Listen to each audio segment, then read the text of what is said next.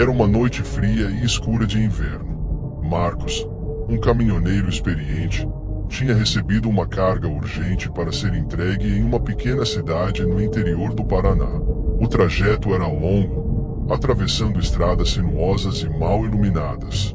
Mas para Marcos, isso era apenas mais um dia de trabalho. Ele já estava acostumado à solidão da estrada, com apenas o som do motor e a música do rádio como companhia. Marcos saiu de Curitiba por volta das 21 horas, com a intenção de dirigir a noite inteira e chegar ao destino antes do amanhecer. Sua carga, caixas de equipamentos eletrônicos, precisava estar em um armazém antes que a loja abrisse. Ele seguiu em seu caminhão por horas, enfrentando um trânsito leve, até que a paisagem urbana deu lugar a vastas áreas rurais. Por volta da meia-noite, a estrada parecia deserta. A lua cheia iluminava parcialmente o caminho, criando sombras inquietantes nas árvores à beira da pista. O rádio começou a perder o sinal, e Marcos decidiu desligá-lo. O silêncio tornou-se palpável, quebrado apenas pelo ronco constante do motor e o som dos pneus na estrada. Foi então que ele viu algo à frente. Uma figura solitária estava parada no acostamento, acenando desesperadamente. A princípio, Marcos hesitou. Ele já tinha ouvido histórias de assaltos e armadilhas montadas por criminosos em lugares isolados. Mas ao se aproximar, percebeu que era uma mulher jovem, aparentando estar em pânico. Ela vestia um vestido branco, que parecia fora de lugar para uma noite tão fria.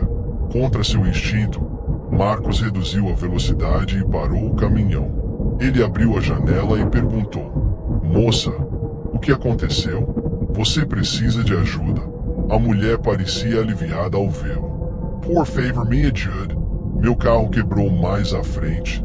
E eu não tenho para onde ir. Você pode me dar uma carona até a próxima cidade?" Marcos olhou em volta. Não havia nenhum carro à vista, mas algo na expressão dela o convenceu. Ele assentiu e destravou a porta do passageiro. "Pode entrar, mas vamos sair daqui rápido. Este lugar não parece seguro." A mulher subiu no caminhão sem dizer mais nada. Assim que ela fechou a porta, Marcos sentiu um arrepio percorrer sua espinha. O ar dentro da cabine parecia ter ficado mais frio. Ele tentou quebrar o silêncio. "Qual é o seu nome? E onde você quer que eu te deixe?" Ela respondeu com a voz baixa e suave. "Meu nome é Ana. Pode me deixar na próxima cidade." Marcos achou estranho, mas não insistiu. Ele continuou dirigindo, mantendo os olhos na estrada, mas não conseguia evitar olhar de soslaio para a passageira. Ana estava sentada de maneira muito ereta, encarando a frente, sem mexer um músculo. Seus cabelos castanhos e longos cobriam parcialmente o rosto. Depois de alguns minutos, Marcos notou algo estranho. O espelho retrovisor interno refletia o assento vazio onde Ana deveria estar sentada. Ele piscou, achando que era apenas cansaço. Quando olhou novamente, ela ainda estava lá, mas o reflexo continuava vazio. O coração de Marcos disparou. Ele tentou manter a calma e se concentrou na estrada. Até que Ana quebrou o silêncio. "Você acredita em fantasmas?" A pergunta o pegou de surpresa. Ele deu uma risada nervosa. Eu não sei. Nunca vi nada para acreditar ou não." "Por que a pergunta?" Ela se virou lentamente para encarar Marcos, e ele sentiu um calafrio. "Porque eles estão sempre por perto, mesmo que você não os veja." Antes que ele pudesse responder, o caminhão deu um solavanco. Marcos olhou para o painel e percebeu que o motor estava perdendo potência. Ele estacionou no acostamento e desceu para verificar o que estava acontecendo. Ao redor, a noite parecia ainda mais escura e silenciosa. Ele abriu o capô, mas não conseguiu identificar nenhum problema evidente. Quando voltou para a cabine, Ana não estava mais lá. A porta do passageiro continuava trancada por dentro, e não havia sinal de que ela tivesse saído. Ele olhou ao redor, chamando por ela. "Ana, onde você está?" "Nada, apenas o vento frio e o som das árvores balançando." Marcos sentiu seu corpo gelar.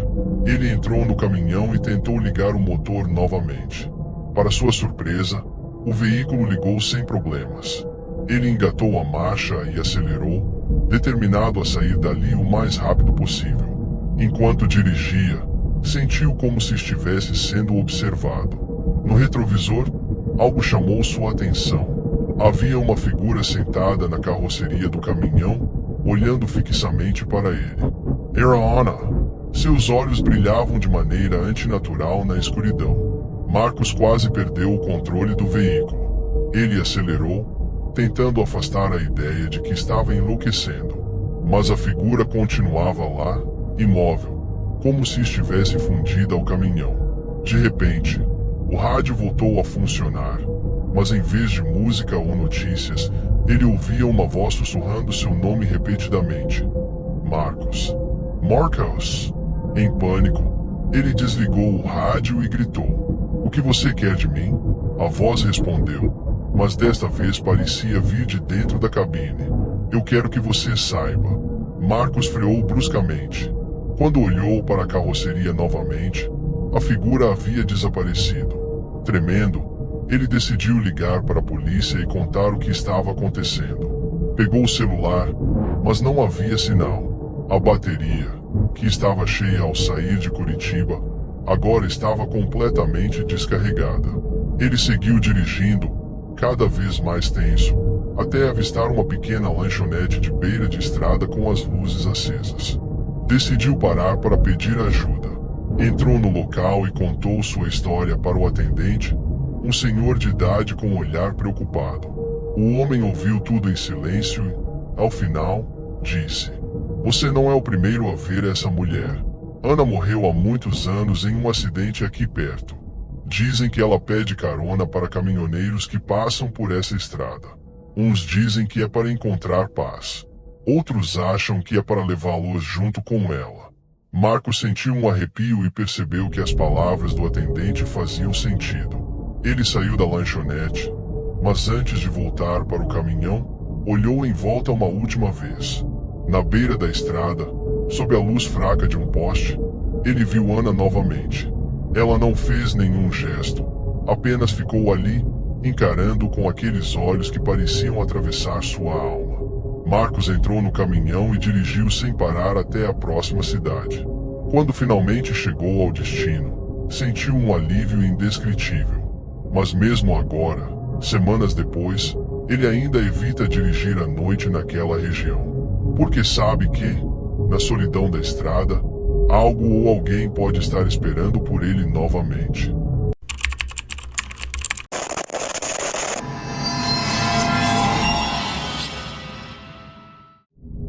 Era uma noite abafada e sem lua. Roberto, um caminhoneiro experiente, tinha recebido uma carga de suprimentos médicos para ser entregue com urgência em uma vila remota nas montanhas da Serra do Espinhaço, em Minas Gerais.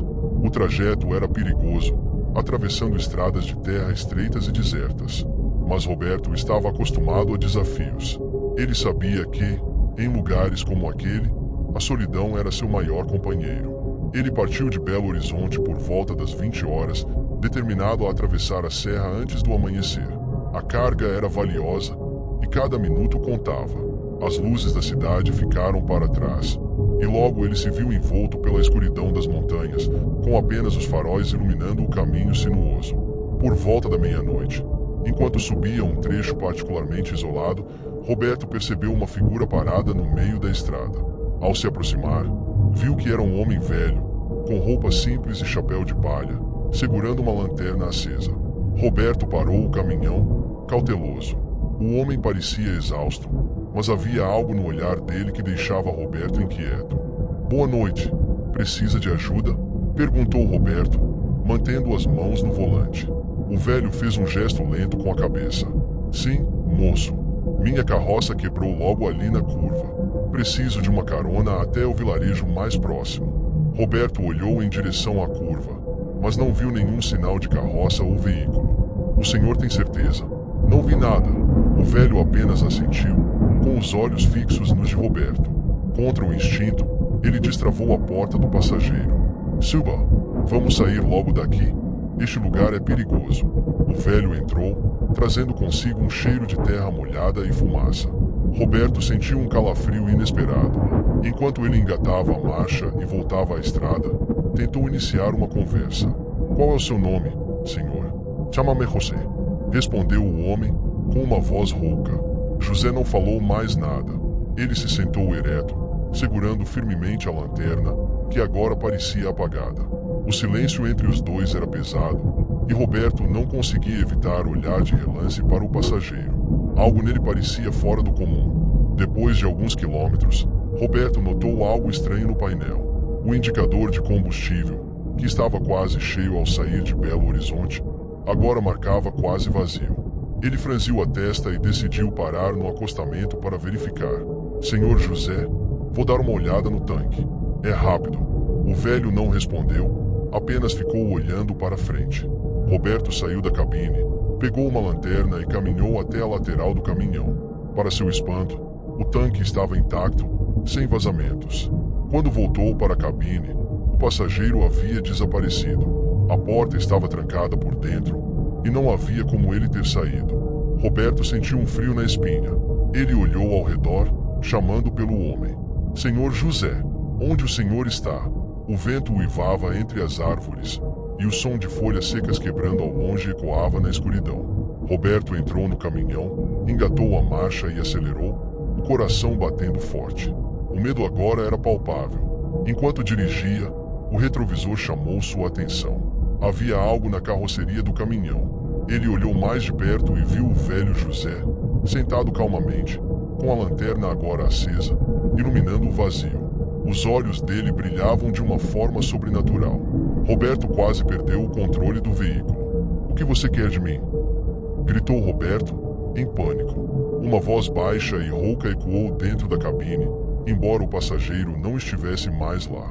Apenas estou te mostrando o caminho. Subitamente, o motor do caminhão morreu e as luzes apagaram. Roberto ficou no completo escuro. O silêncio era absoluto, interrompido apenas por sua respiração ofegante. Ele pegou o celular para pedir ajuda, mas não havia sinal, e a tela piscou até apagar, como se a bateria tivesse drenado completamente. Do lado de fora, ele ouviu passos lentos se aproximando. Pegou uma chave inglesa debaixo do banco e saiu, tremendo de medo. A luz da lanterna iluminou o nada, mas ele podia sentir que não estava sozinho. Quem está aí? Gritou, tentando parecer firme. Uma risada baixa ecoou pela estrada. Quando Roberto virou para olhar para a carroceria, o velho José não estava mais lá. Em vez disso, havia um saco de juta velho e empoeirado. Com hesitação, ele abriu o saco e encontrou ossos humanos. Desesperado, Roberto voltou ao caminhão e tentou ligá-lo. O motor rugiu de volta à vida como se nada tivesse acontecido. Ele dirigiu sem parar até avistar as luzes de um pequeno posto de combustível. Entrou na conveniência e contou sua história ao frentista, um rapaz jovem que parecia nervoso ao ouvir o relato. Moço, você encontrou o velho José. Dizem que ele aparece para quem passa por essas montanhas de noite. É o espírito de um tropeiro que morreu aqui há mais de 100 anos. Uns dizem que ele protege os viajantes, outros acham que ele leva os que são fracos de espírito. Roberto saiu do posto com a mente embaralhada. Ele evitou olhar para a carroceria novamente. Quando finalmente chegou ao destino, estava exausto, mas aliviado por ter sobrevivido. Desde aquela noite, ele nunca mais passou pela Serra do Espinhaço depois do escurecer, porque sabia que, entre as curvas e o silêncio das montanhas, o velho José ainda estava esperando.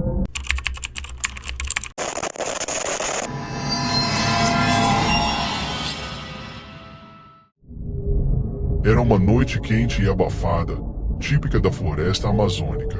Tiago, um caminhoneiro que transportava mantimentos para comunidades isoladas, estava em um dos trechos mais difíceis de sua rota, uma estrada de terra que cortava o meio da mata densa. Ele tinha saído de Manaus ao entardecer, com destino a uma pequena aldeia chamada Vila Verde. A carga, composta por alimentos e remédios, era essencial para os moradores, e Tiago sabia que não podia atrasar. A estrada era sinuosa e cheia de buracos, com árvores gigantescas que formavam túneis naturais sobre o caminho. A única luz vinha dos faróis do caminhão, que iluminavam parcialmente a escuridão à frente. O som dos insetos era constante, criando uma sinfonia inquietante que acompanhava o ronco do motor. Por volta da meia-noite, algo incomum aconteceu. Enquanto Tiago dirigia, um homem surgiu do meio da estrada, gesticulando freneticamente. Ele vestia roupas simples e estava descalço, com o rosto coberto de suor. Tiago reduziu a velocidade, mas manteve uma distância segura. Já tinha ouvido histórias sobre armadilhas de criminosos que usavam situações assim para atacar caminhoneiros.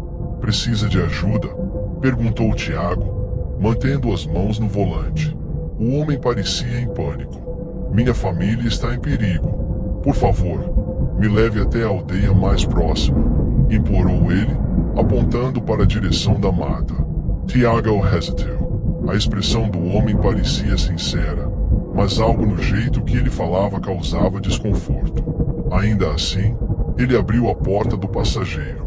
Suba, mais rápido. O homem entrou no caminhão sem dizer mais nada, sentando-se rigidamente no banco ao lado. Tiago tentou iniciar uma conversa para quebrar o clima estranho. Como é seu nome? E o que aconteceu? Meu nome é Antônio. Precisamos chegar à Vila Verde antes que seja tarde. Eles estão vindo. Tiago Franzi o atesta. Eles quem?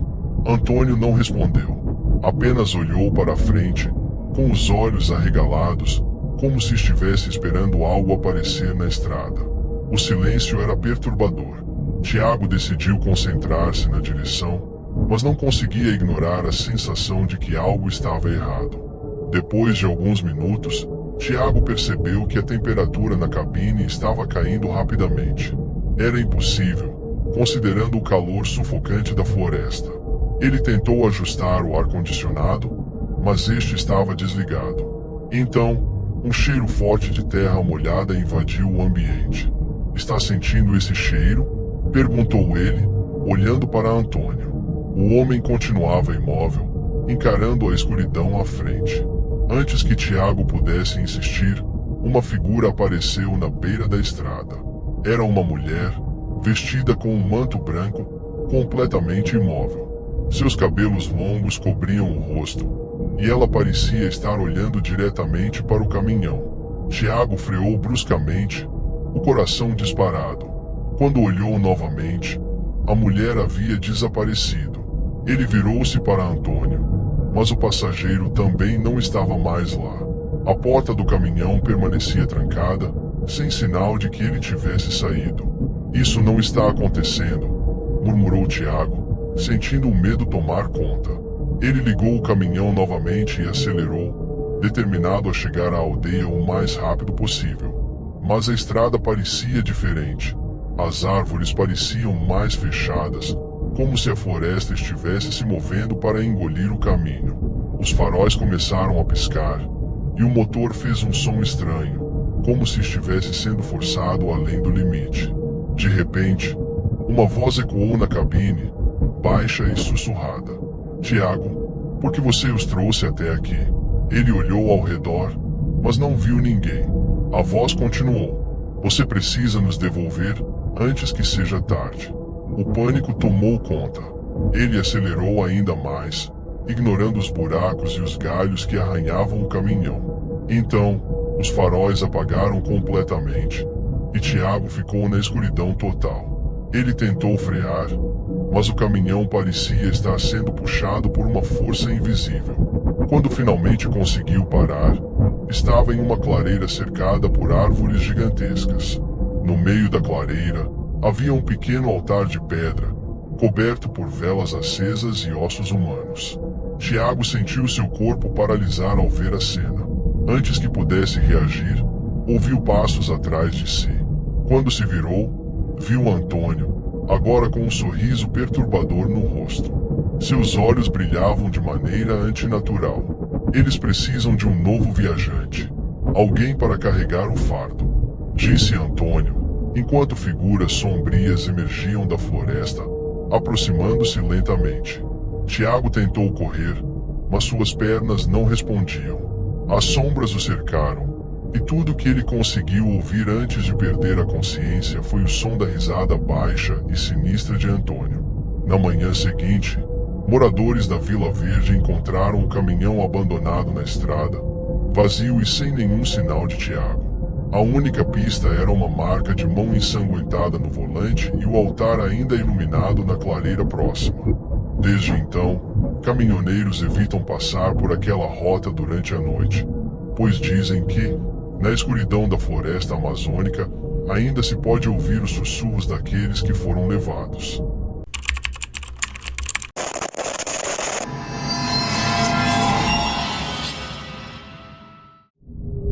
Era uma noite úmida no coração do Pantanal.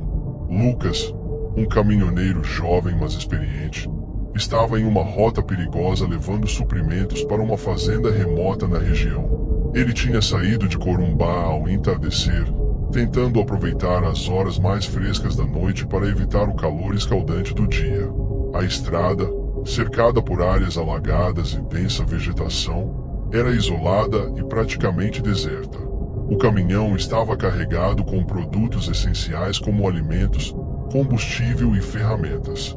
Lucas sabia que os moradores da fazenda dependiam dessas entregas e não podia atrasar. No entanto, havia algo inquietante naquela noite. A escuridão parecia mais densa do que o normal, e o som dos animais ao redor era perturbadoramente baixo.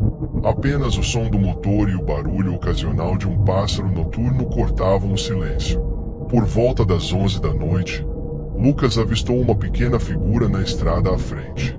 À medida que se aproximava, percebeu que era uma menina, aparentemente de uns 10 anos, vestida com um vestido branco, desgastado e sujo. Ela estava parada no meio da estrada, segurando uma boneca de pano. Lucas freou bruscamente, o coração disparado. Ele desceu o vidro e chamou. O que você está fazendo aqui sozinha? É perigoso. Onde estão seus pais? A menina não respondeu. Ela apenas levantou a mão e apontou para a mata à esquerda da estrada. Lucas hesitou. Não era comum encontrar crianças sozinhas naquele trecho remoto. Ele desceu do caminhão, mantendo uma distância segura. Você está perdida? Precisa de ajuda? Perguntou, tentando não parecer assustador. A menina olhou para ele com olhos grandes e escuros, mas não disse nada. Em seguida, ela virou-se lentamente e caminhou em direção à mata, desaparecendo entre as árvores. Lucas ficou paralisado por um momento, debatendo se deveria segui-la ou continuar seu caminho. Algo em seu instinto dizia para não se envolver, mas a imagem da criança perdida o incomodava. Finalmente, ele pegou uma lanterna e entrou na mata. O ar ali era pesado, úmido e cheirava a terra molhada. Ele seguiu o rastro da menina por alguns metros, mas logo percebeu que estava sozinho. A floresta parecia absorver a luz da lanterna, e os sons de insetos e animais ficaram mais altos, quase ensurdecedores. Sentindo um calafrio, ele decidiu voltar ao caminhão. Quando chegou à estrada, o caminhão estava diferente. As luzes piscavam, e o motor parecia estar ligado, embora ele tivesse certeza de que o havia desligado. Quando subiu na cabine, sentiu um arrepio. O banco do passageiro, que estava vazio, agora tinha marcas de lama, como se alguém tivesse estado sentado ali. Lucas ligou o motor e começou a dirigir novamente, tentando ignorar o medo crescente. No entanto, a estrada parecia mais longa do que ele se lembrava. Ele dirigiu por quase uma hora sem avistar nenhum marco conhecido. As árvores à beira da estrada pareciam mais próximas, como se estivessem tentando engolir o caminho. A lua, que antes iluminava fracamente o percurso, estava agora escondida por nuvens espessas. De repente, o rádio do caminhão ligou sozinho, emitindo um chiado baixo. Lucas tentou desligá-lo, mas o botão não respondia. No meio do chiado, uma voz infantil começou a sussurrar. Você não deveria ter vindo. Eles não querem que você esteja aqui. Lucas sentiu o sangue gelar. Ele tentou acelerar, mas o caminhão começou a perder potência, como se algo estivesse segurando o veículo. O chiado no rádio ficou mais alto, e a voz continuou. Deixe-nos, ou você ficará aqui para sempre. Desesperado, Lucas olhou pelo retrovisor. Atrás do caminhão, viu várias figuras sombrias, altas e magras, movendo-se lentamente em sua direção. Seus olhos brilhavam com uma luz fraca, quase sobrenatural. Ele tentou ignorar, focando na estrada, mas a sensação de estar sendo observado era insuportável. Finalmente, à distância, Lucas avistou um pequeno casebre com uma luz fraca acesa. Era uma casa abandonada, mas parecia ser sua única chance de escapar da estrada amaldiçoada. Ele dirigiu até lá e estacionou o caminhão. Saiu correndo e entrou na casa, trancando a porta atrás de si. O interior da casa estava empoeirado e cheirava a mofo, mas parecia seguro. Lucas tentou ligar para pedir ajuda, mas o celular estava sem sinal e a bateria começou a descarregar rapidamente, apesar de estar quase cheia minutos antes. Ele ouviu passos fora da casa e segurou a respiração. As figuras sombrias estavam se aproximando, circulando o casebre. De repente, ele ouviu uma batida suave na porta. Uma voz infantil chamou: "Por favor, me deixe entrar. Estou com frio." Lucas reconheceu a voz da menina que tinha visto na estrada. Ele ficou congelado, sem saber o que fazer. Instintos contraditórios lutavam dentro dele, ajudá-la ou proteger-se. Finalmente, ele respondeu: "Vá embora. Deixe-me em paz." A voz do lado de fora mudou, tornando-se rouca e ameaçadora. "Você não pode escapar. Este é o lugar deles, e agora é seu também." As luzes dentro da casa começaram a piscar, e Lucas sentiu uma presença atrás de si. Quando se virou, viu a menina parada no canto da sala, segurando a boneca de pano. Mas seus olhos agora estavam vazios, e um sorriso sinistro deformava seu rosto. Ele gritou e correu para fora da casa, voltando para o caminhão. O motor ligou com dificuldade, mas ele conseguiu colocá-lo em movimento. Enquanto acelerava para longe, viu pelo retrovisor as figuras sombrias paradas na estrada, observando desaparecer na escuridão. Lucas dirigiu sem parar até alcançar a fazenda ao amanhecer. Quando chegou, estava exausto, mas aliviado por estar vivo. Contou sua história aos moradores, que ouviram com expressões sérias. "Você cruzou o caminho dos espíritos do Pantanal?" disse um dos mais velhos.